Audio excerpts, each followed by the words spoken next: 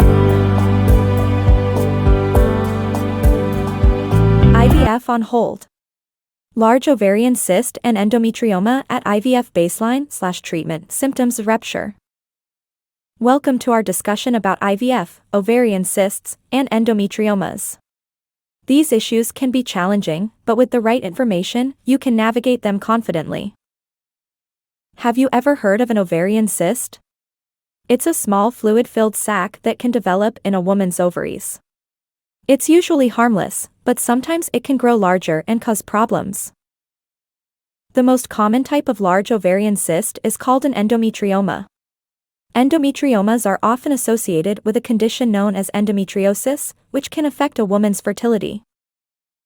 Endometriomas can be problematic when you're trying to conceive, especially if you're going through in vitro fertilization, or IVF.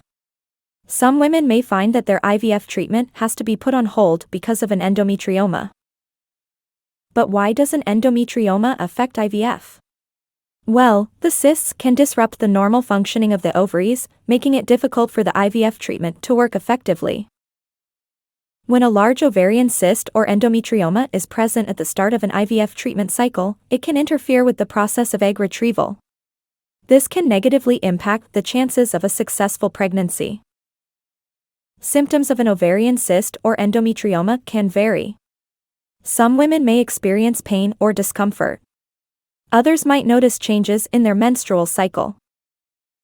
If an ovarian cyst ruptures, it can cause severe pain and internal bleeding.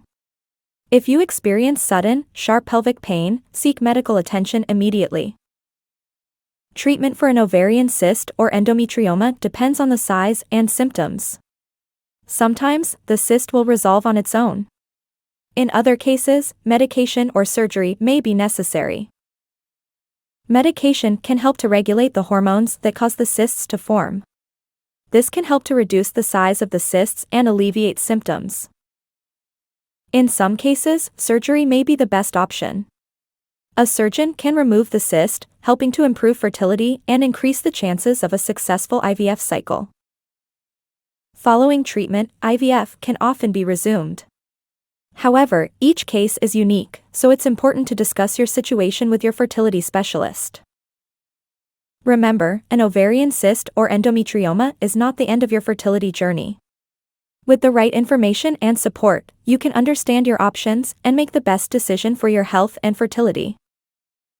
At the end of the day, it's about your journey to parenthood.